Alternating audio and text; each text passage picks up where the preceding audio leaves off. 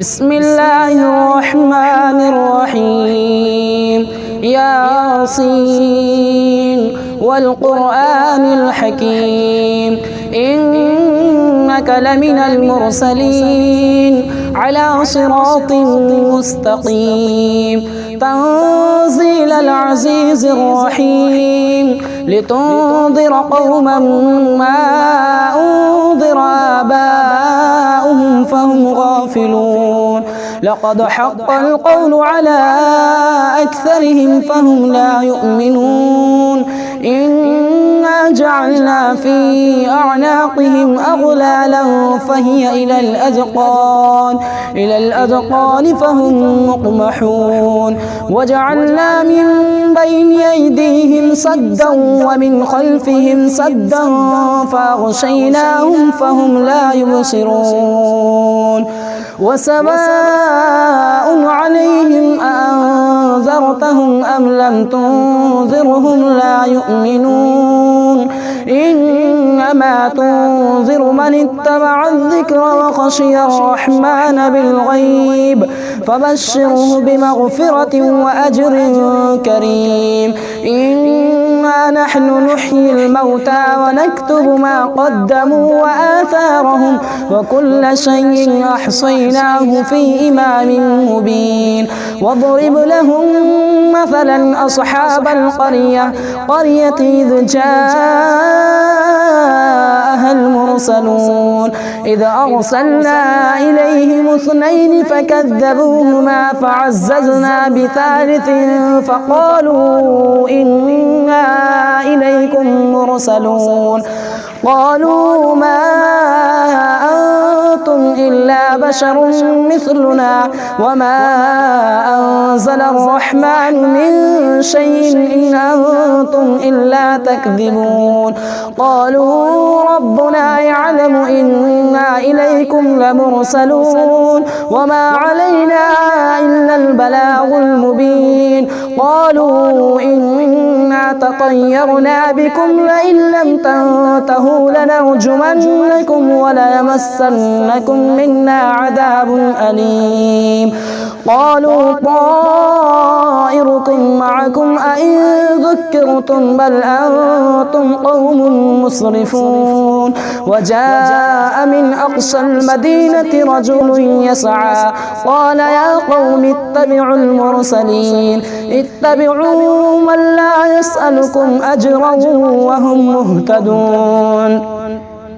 وما لي لا أعبد الذي فطرني وإليه ترجعون أأتخذ من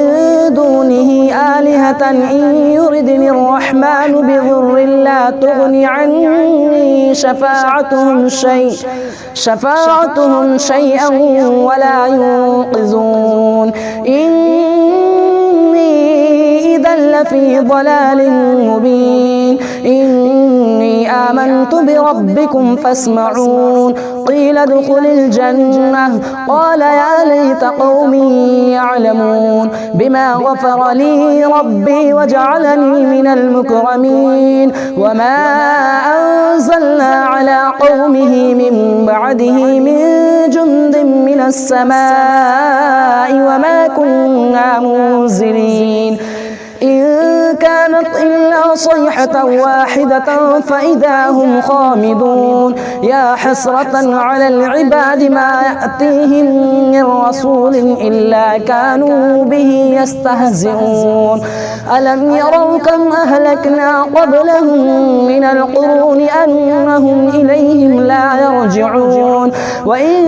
كل لما جميع لدينا محضرون وآية لهم الأرض الميتة أحييناها وأخرجنا منها حبا فمنه يأكلون وجعلنا فيها جنات من نخيل وأعناب وفجرنا فيها من العيون ليأكلوا من ثمره وما عملته أيديهم أفلا يشكرون سبحان الذي خلق الأزواج كلها مما تنبت الأرض ومن أنفسهم ومما لا يعلمون وآية لهم الليل نسلخ منه النهار فإذا هم مظلمون والشمس تجري لمستقر لها ذلك تقدير العزيز العليم والقمر قدرناه منازل حتى عاد كالعرجون القديم لا الشمس ينبغي لها أن تدرك القمر ولا الليل سابق النهار وكل في فلك يسبحون وآية لهم أنا حملنا ذريتهم في الفلك المشحون وخلقنا لهم من مثله ما يركبون وإن نشأ نغرقهم فلا صريخ لهم ولا هم ينقذون إلا رحمة منا ومتاعا إلى حين وإذا قيل لهم اتقوا ما بين أيديكم وما خلفكم لعلكم ترحمون وما تأتيهم من آية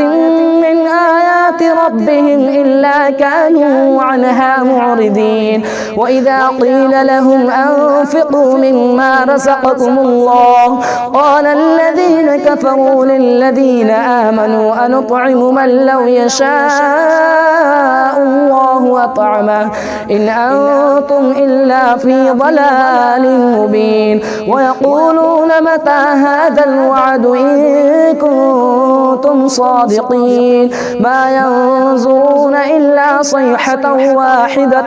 تأخذهم وهم يخصمون فلا يستطيعون توصية ولا إلى أهلهم يرجعون ونفخ في الصور فإذا هم من الأجداث إلى ربهم ينصلون قالوا يا ويلنا من بعثنا من مرقدنا هذا ما وعد الرحمن وصدق المرسلون إن كانت إلا صيحة واحدة فإذا هم جميع لدينا محضرون فاليوم لا تظلم نفس شيئا ولا تجزون إلا ما كنتم تعملون إن أصحاب الجنة اليوم في شغل فاكهون هم وأزواجهم في ظلال على الأرائك متكئون لهم فيها فاكهة ولهم ما يدعون سلام قولا من رب رحيم وامتازوا اليوم أيها المجرمون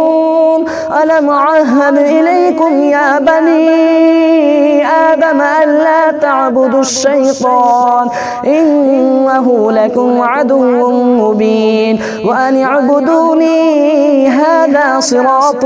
مستقيم ولقد أضل منكم جبلا كثيرا أفلم تكونوا تعقلون هذه جهنم التي كنتم توعدون اصلوها اليوم بما كنتم تكفرون اليوم نختم على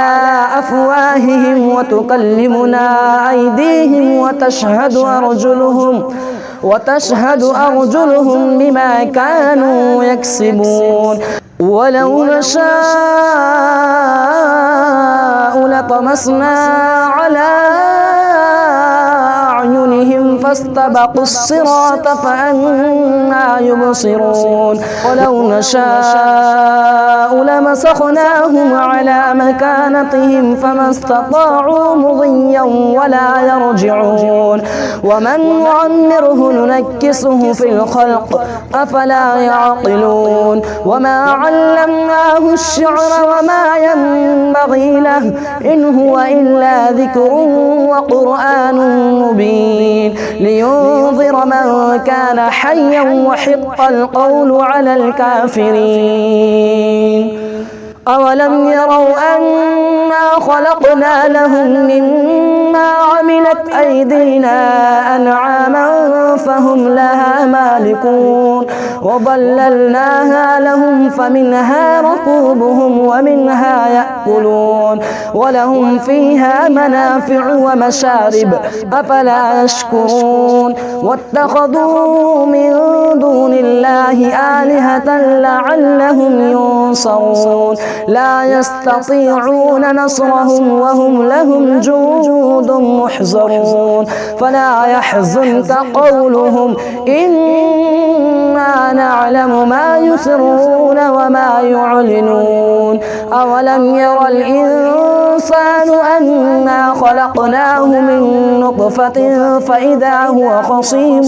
مبين وضرب لنا مثلا ونسي خلقه قال من يحيي العظام وهي رميم قل يحييها الذي أنشأها أول مرة وهو بكل خلق عليم الذي جعل لكم من الشجر الأخضر نارا فإذا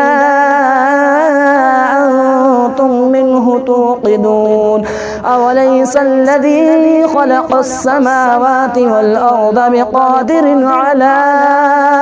أن يخلق مثلهم بلى وهو الخلاق العليم إنما أمره إذا أراد شيئا أن يقول له كن فيكون فسبحان الذي بيده ملكوت كل شيء وإليه ترجعون بسم اللہ الرحمن الرحیم شروع اللہ کا نام لے کر جو بڑا مہربان نہایت رحم والا ہے۔ الرحمن وہ جو نہایت مہربان ہے۔ علم القرآن اسی نے قرآن کی تعلیم فرمائی۔ خلق الانسان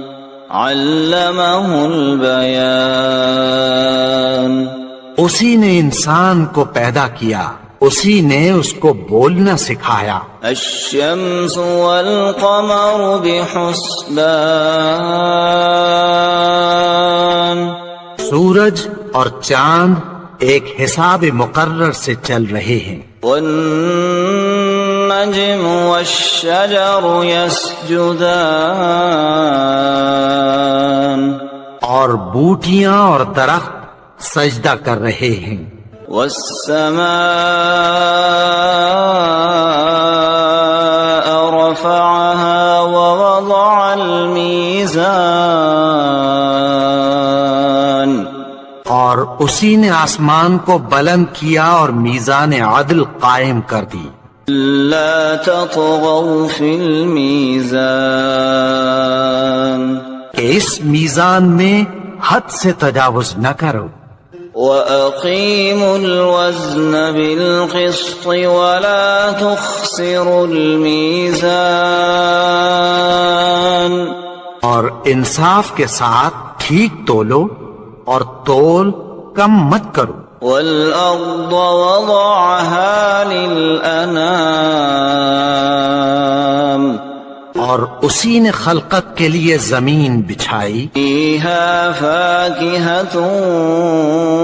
وَالنَّخْلُ ذَاتُ الْأَكْمَامِ اس میں میوے اور کھجور کے درخت ہیں جن کے خوشوں پر غلاف ہوتی ہیں۔ والحب ذو العصف والریحان فبأي آلاء ربكما تكذبان اناج جس کے ساتھ بھس ہوتا ہے اور خوشبودار پھول۔ تو اے گروہ جن و انس، تم اپنے پروردگار کی کون کون سی نعمت کو جھٹلاؤ گے؟ خلق الإنسان من صلصال كالفخار اسی نے انسان کو ٹھیکرے کی طرح کھنکھناتی مٹی سے بنایا. وخلق الجان من مارج من نار فبأي آلاء ربكما تكذبان اور جنات کو آگ کے شعلے سے پیدا کیا، تو تم اپنے پروردگار کی کون کون سی نعمت کو جھٹلاؤ گے؟ رب المشرقین ورب المغربین، وہی دونوں مشرقوں اور دونوں مغربوں کا مالک ہے. فبأي آلاء ربكما تكذبان، تو تم اپنے پروردگار کی کون کون سی نعمت کو جھٹلاؤ گے؟ مرج البحرین یلتقیان بینہما برزخ لا یبغیان، اسی نے دو دریا رواں کیے جو آپس میں ملتے ہیں، مگر دونوں میں ایک آڑ ہے کہ اس سے تجاوز نہیں کر سکتے. فبأي آلاء ربكما تكذبان، تو تم اپنے پروردگار کی کون کون سی نعمت کو جھٹلاؤ گے؟ يخرج منهما اللؤلؤ والمرجان فبأي آلاء ربكما تكذبان، ان دونوں دریاؤں سے موتی اور مونگے نکلتے ہیں، تو تم اپنے پروردگار کی کون کون سی نعمت کو جھٹلاؤ گے؟ وَلَهُ الْجَوَارِ الْمُنشَآتُ فِي الْبَحْرِ كَالْأَعْلَامِ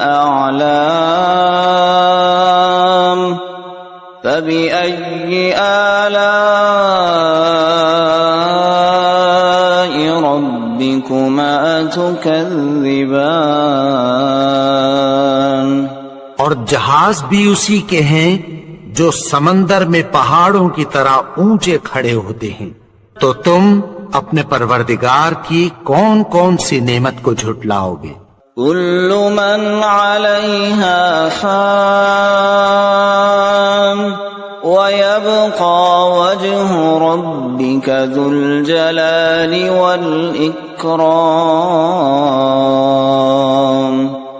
فبأي آلاء ربكما تكذبان، جو مخلوق زمین پر ہے سب کو فنا ہونا ہے، اور تمہارے پروردگار ہی کی ذات جو صاحب جلال و کرم ہے باقی رہے گی. تو تم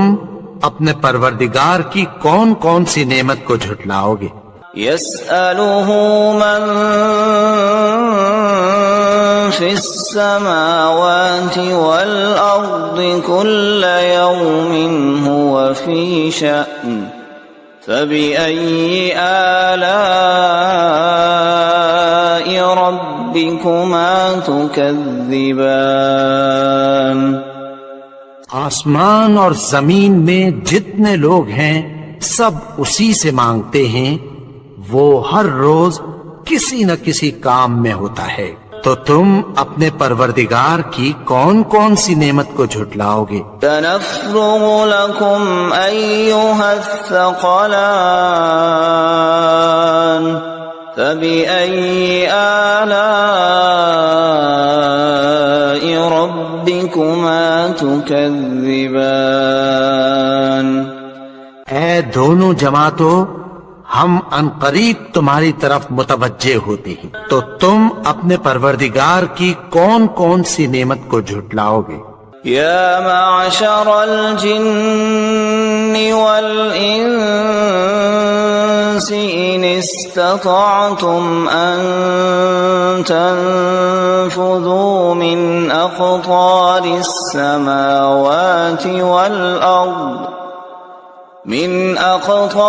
السماوات والأرض فانفذوا لا تنفذون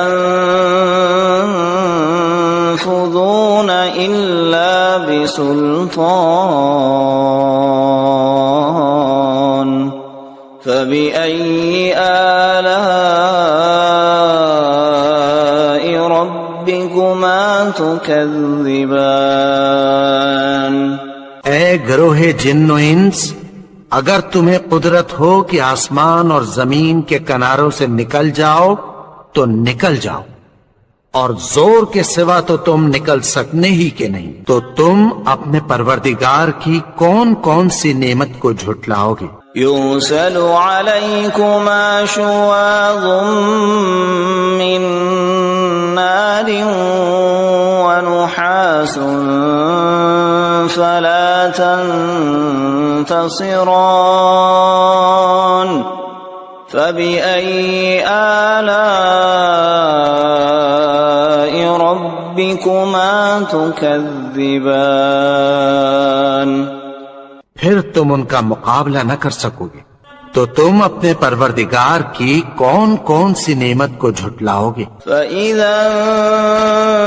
انشَقَّتِ السَّمَاءُ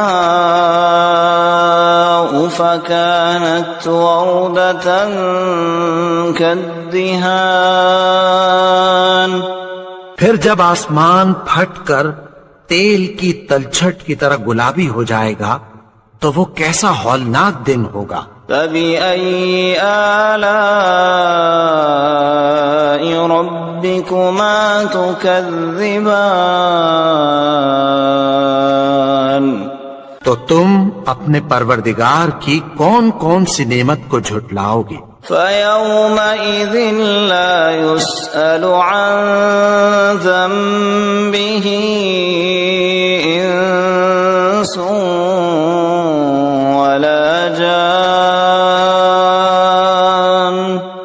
فَبِأَيِّ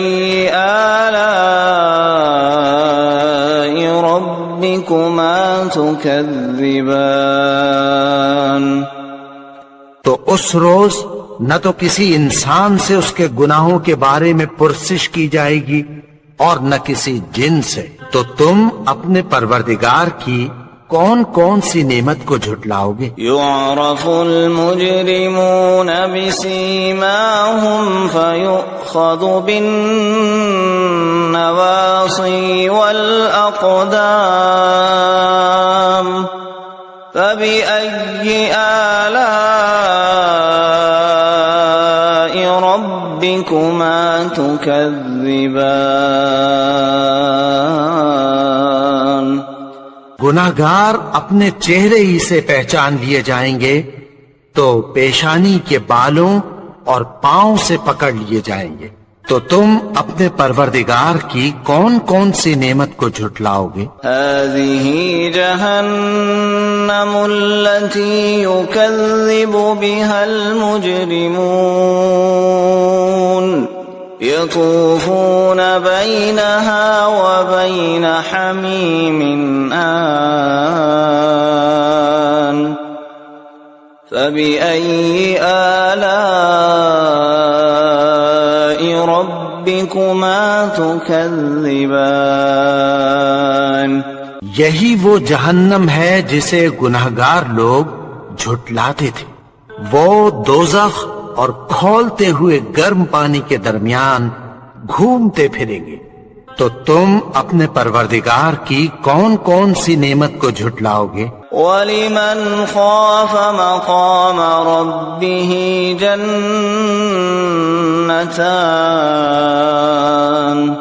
فَبِأَيِّ آلَاءِ رَبِّكُمَا ربكما تكذبان اور جو شخص اپنے پروردگار کے سامنے کھڑے ہونے سے ڈرا اس کے لیے 2 باغ ہیں، تو تم اپنے پروردگار کی کون کون سی نعمت کو جھٹلاؤ گے؟ ذواتا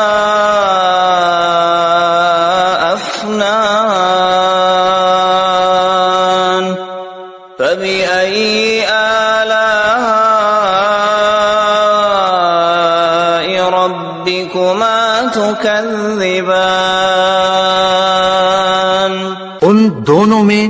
بہت سی شاخیں یعنی قسم قسم کے میووں کے درخت ہیں، تو تم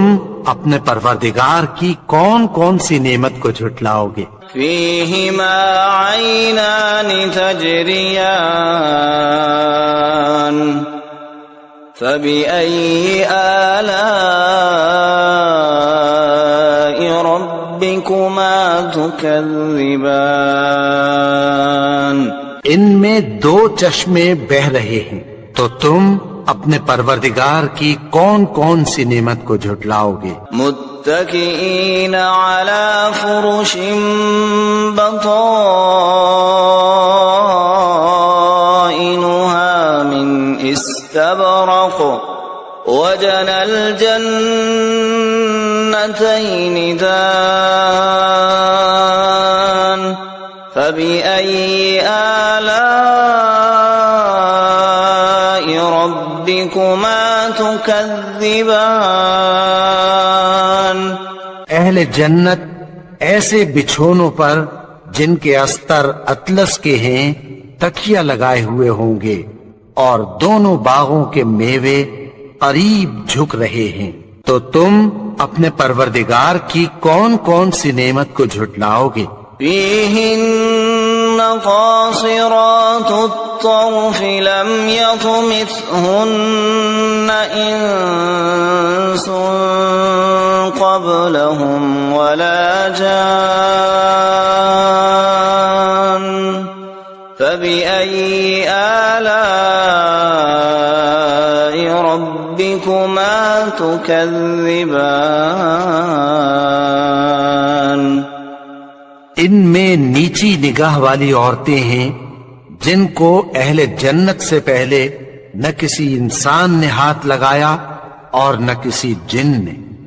تو تم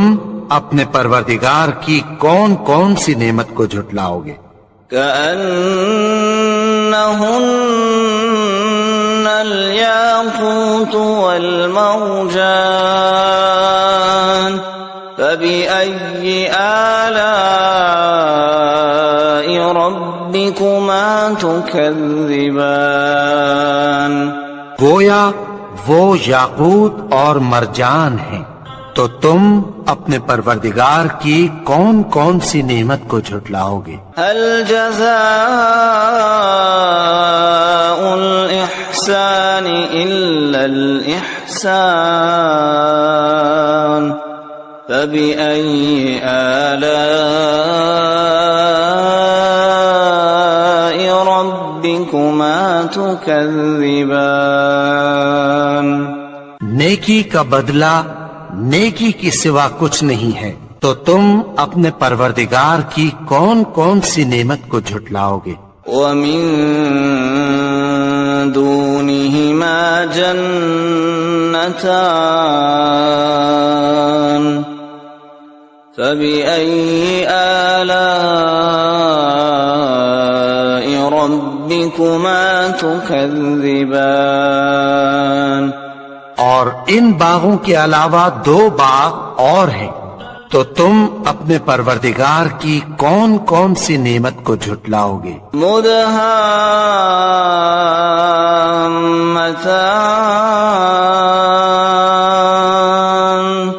فبأي آلاء ربكما تكذبان دونوں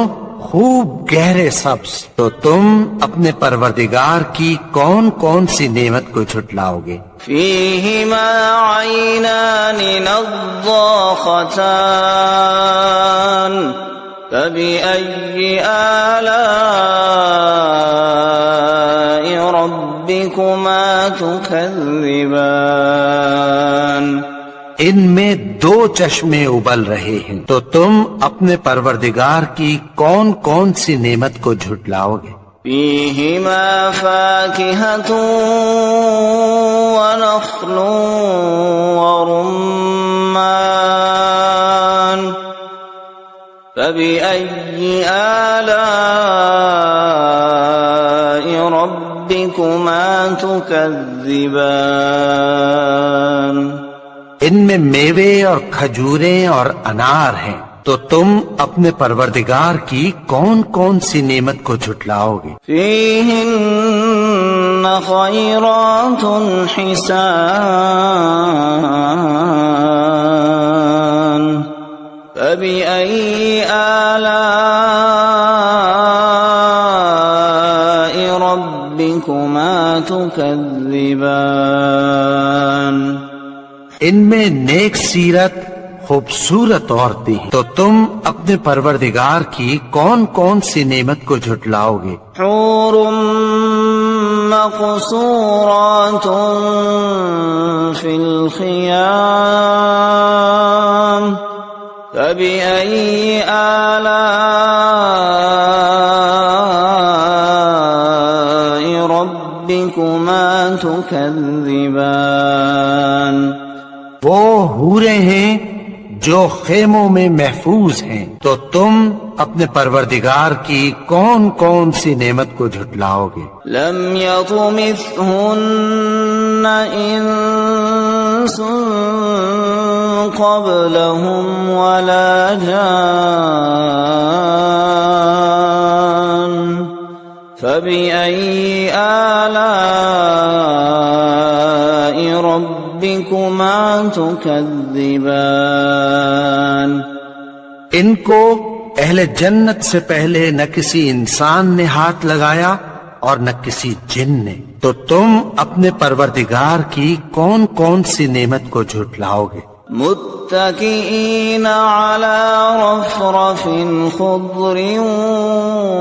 وعبقري حسان فبأي آلاء ربكما تكذبان سبز قالینوں اور نفیس مسندوں پر تکیہ لگائے بیٹھے ہوں گے، تو تم اپنے پروردگار کی کون کون سی نعمت کو جھٹلاؤ گے؟ تبارك اسم ربك ذي الجلال والإكرام اے نبی، تمہارا پروردگار جو صاحب جلال و کرم ہے، اس کا نام بڑا بابرکت ہے۔ بسم اللہ الرحمن الرحیم عما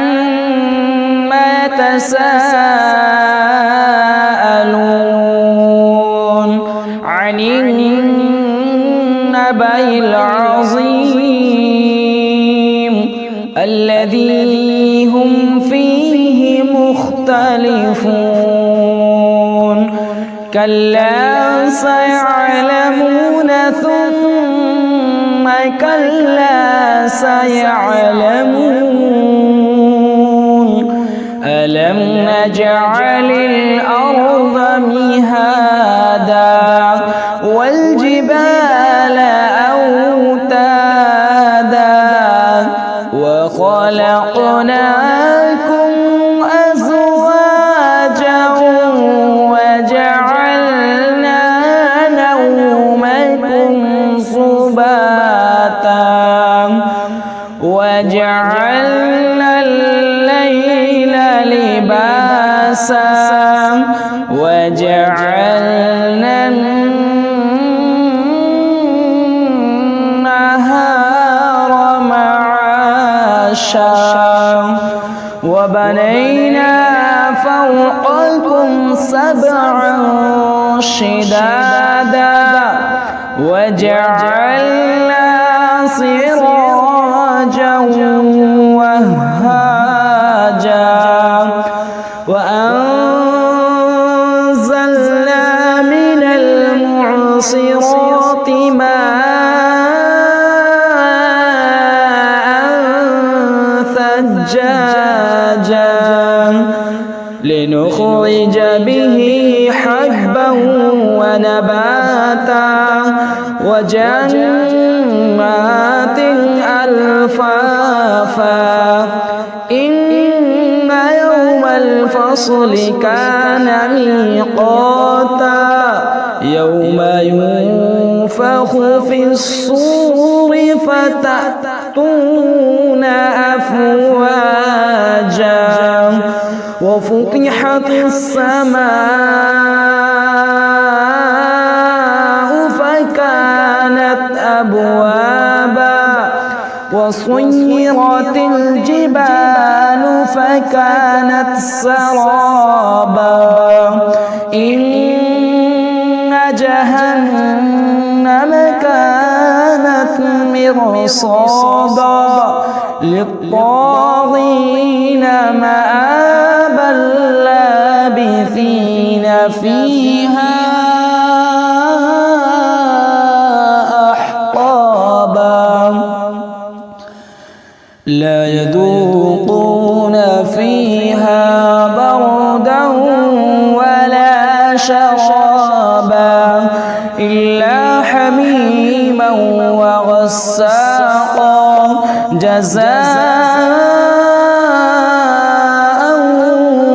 وفاقا إنهم كانوا لا يرجون حسابا وكذبوا بآياتنا كذابا وكل شيء أحصيناه كتابا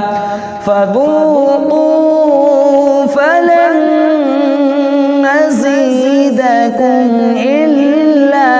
عذابا إن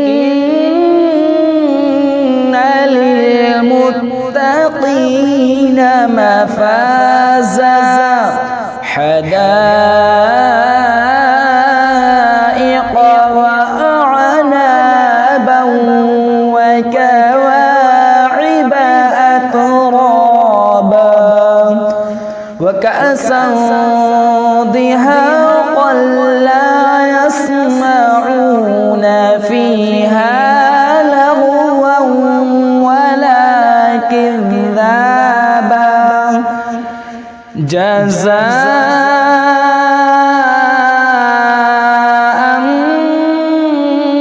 من ربك عطاء حسابا رب السماوات والأرض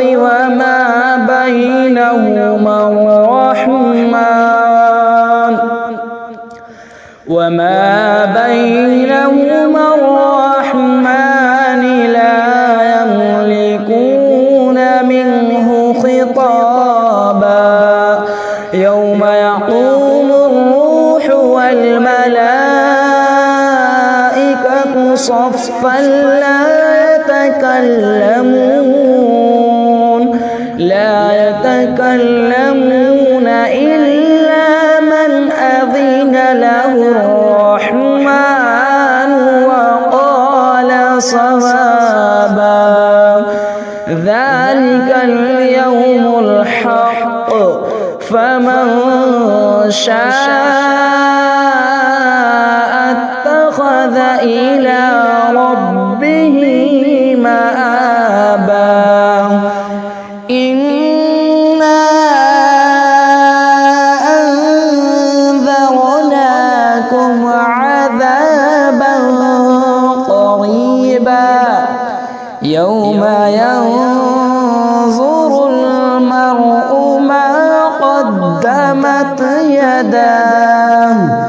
ما قدمت يداه ويقول الكافر ويقول الكافر يا ليتني كنت ترابا. بسم الله الرحمن الرحيم. والنازعات غرقا والناشطات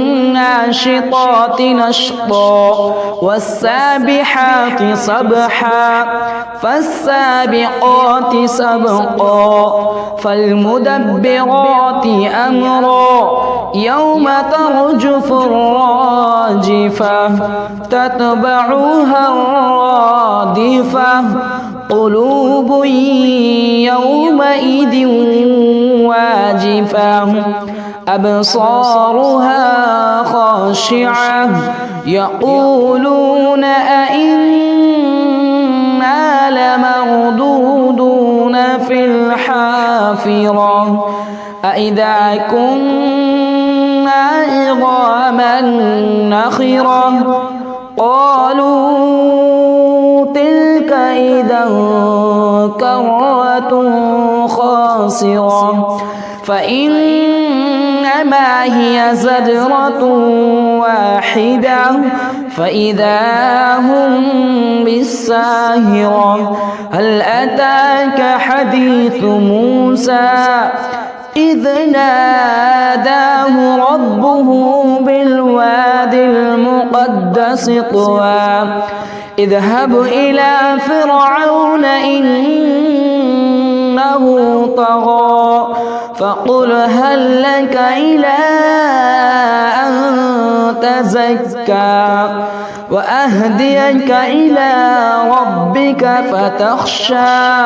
فأراه الآية الكبرى فكذب وعصى ثم أدبر يسعى فحشر فنادى فقال أنا ربكم الأعلى فأخذه الله نكال الآخرة والأولى إن في ذلك لعبرة لمن يخشى. أأنتم أشد خلقا أم السماء بناها رفع سمكها فسواها وأغطش ليلها وأخرج ضحاها والأرض بعد ذلك دحاها أخرج منها ماءها ومرعاها والجبال أرساها متاعا لكم ولأنعامكم فإذا جاءت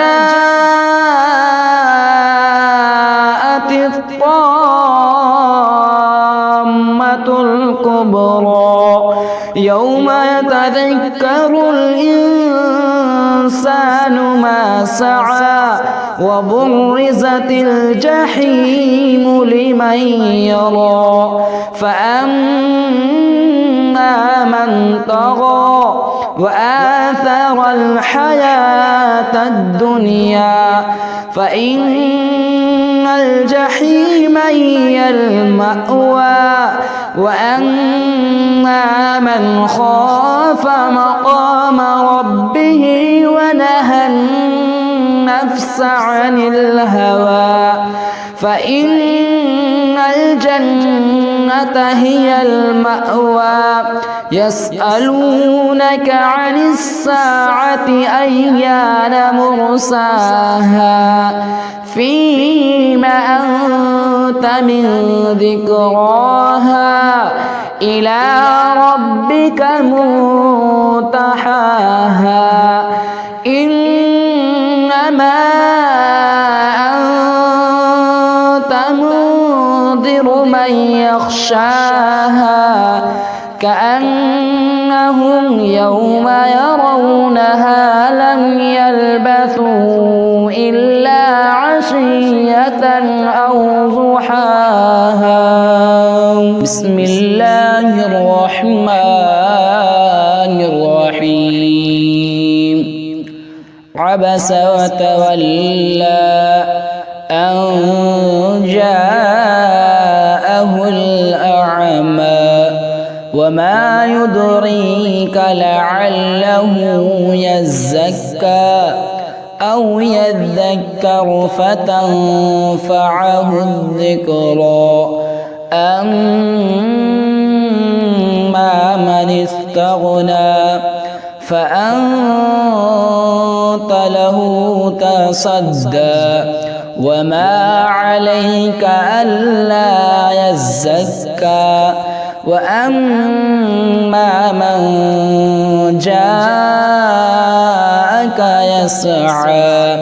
وهو يخشى فأنت عنه تلهى. كلا إنها تذكرة فمن شاء ذكره في صحف مكرمة مرفوعة مطهرة بأيدي سفرة كرام بررة. قتل الإنسان ما أكفره من أي شيء خلقه من نطفة خلقه فقدره ثم السبيل يسره ثم أماته فأقبره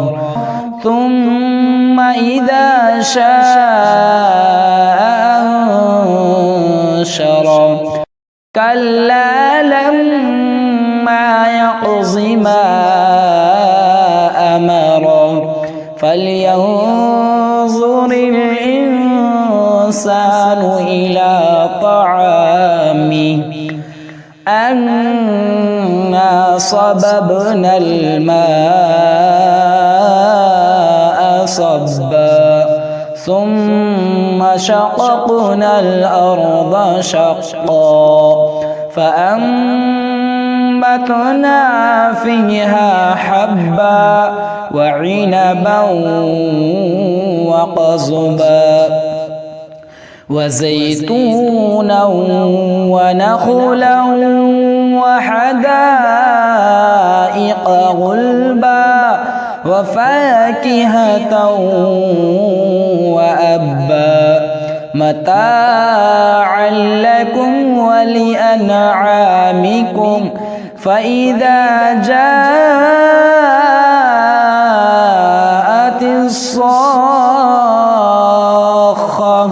يوم يفر المرء من أخيه وأمه وأبيه وصاحبته وبنيه لكل امرئ منهم يومئذ شأن يغنيه. وجوه يومئذ مسفرة ضاحكة مستبشرة ووجوه يومئذ عليها غبرة ترهقها قترة أولئك هم الكفرة الفجرة. بسم الله الرحمن الرحيم. إذا الشمس كورت وإذا النجوم انكدرت وإذا الجبال صيرت وإذا العشار عطلت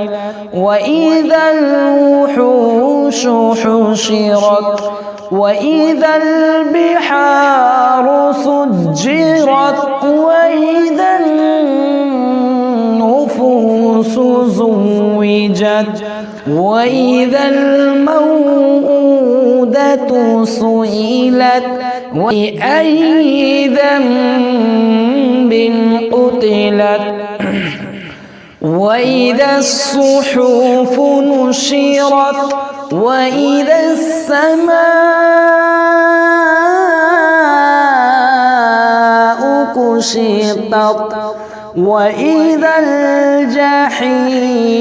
سعرت وإذا الجنة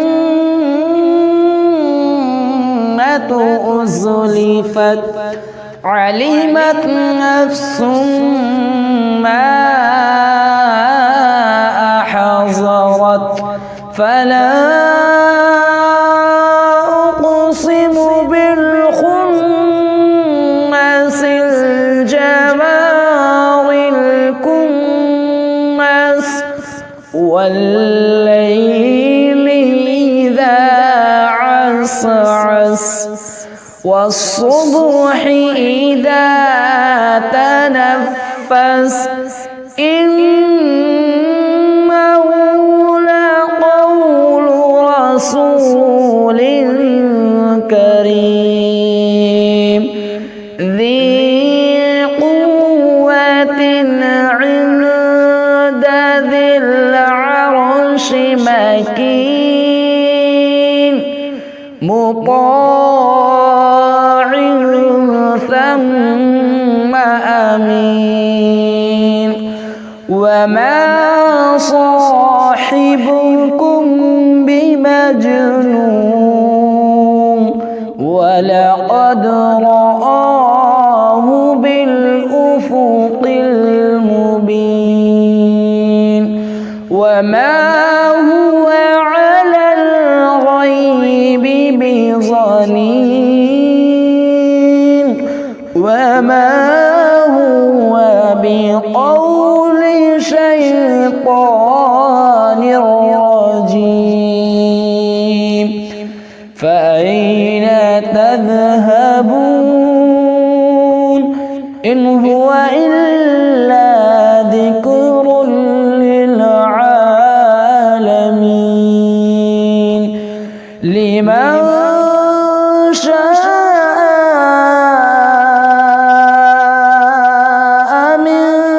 منكم أن يستقيم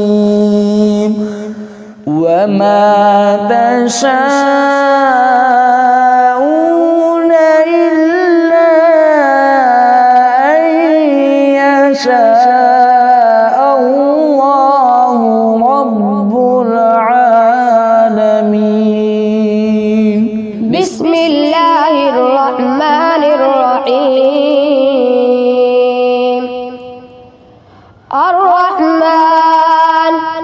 علم القرآن خلق الإنسان علمه البيان الشمس والقمر بحسبان والنجم والشجر يسجدان والسماء رفعها ووضع الميزان ألا تطغوا في الميزان وأقيموا الوزن بالقسط ولا تخسروا الميزان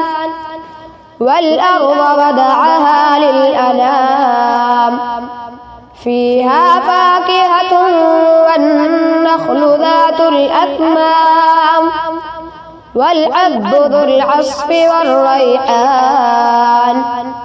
فبأي آلاء ربكما تكذبان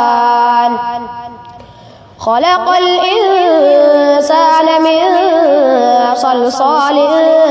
كالفخار وخلق الجان من مارج من نار فبأي آلاء ربكما تكذبان رب المشرقين ورب المغربين فبأي آلاء ربكما تكذبان مرج البحرين يلتقيان بينهما برزخ لا يبغيان فبأي آلاء ربكما تكذبان يخرج منهما اللؤلؤ والمرجان فبأي آلاء ربكما تكذبان وله الجوار المنشآت في البحر كالأعلام فبأي آلاء ربكما تكذبان كل من عليها فان ويبقى وجه ربك ذو الجلال والإكرام فبأي آلاء ربكما تكذبان يسأله من في السماوات والأرض كل يوم هو في شأن فبأي آلاء ربكما تكذبان سنفرغ لكم أيها الثقلان فبأي آلاء ربكما تكذبان يا معشر الجن والإنس إن استطعتم أن تنفذوا من أقطار السماوات والأرض فانفذوا لا تنفذون إلا بسلطان فبأي آلاء ربكما تكذبان يرسل عليكما شواظ من نار ونحاس فلا تنتصران فبأي آلاء ربكما تكذبان فإذا انشقت السماء فكانت وردة كالدهان فبأي آلاء ربكما تكذبان فيومئذ لا يسأل عن ذنبه إنس ولا جان فبأي آلاء ربكما تكذبان يعرف المجرمون بسيماهم فيؤخذ بالنواصي والأقدام فبأي آلاء ربكما تكذبان هذه جهنم التي يكذب بها المجرمون يطوفون بينها وبين حميم آن فبأي آلاء ربكما تكذبان ولمن خاف مقام ربه جنتان فبأي آلاء ربكما تكذبان ذواتا أفنان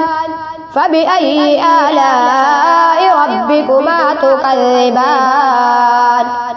فيهما عينان تجريان فبأي آلاء ربكما تكذبان فيهما من كل فاكهة زوجان فبأي آلاء ربكما تكذبان متكئين على فرش بطائنها من استبرق وجنى الجنتين دان فبأي آلاء ربكما تكذبان فيهن قاصرات الطرف لم يطمثهن إنس قبلهم ولا جان فبأي آلاء ربكما تكذبان كأنهن الياقوت والمرجان فبأي آلاء ربكما تكذبان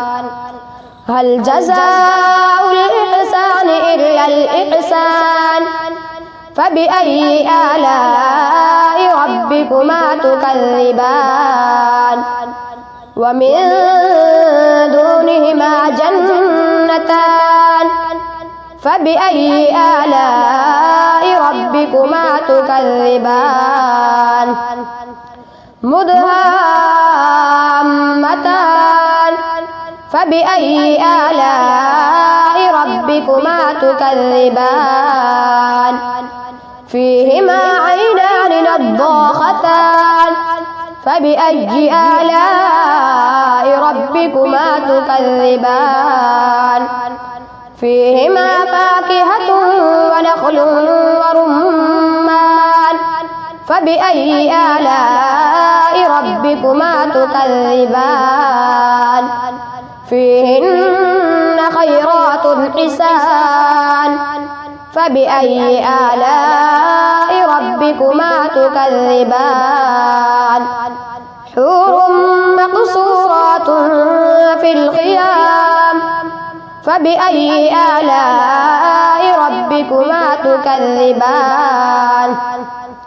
لم يطمثهن إنس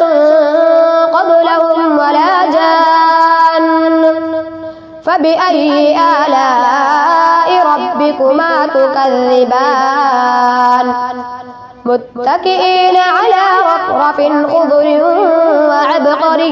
حسان فبأي آلاء ربكما تكذبان تبارك اسم ربك ذي الجلال والإكرام صدق الله العظيم.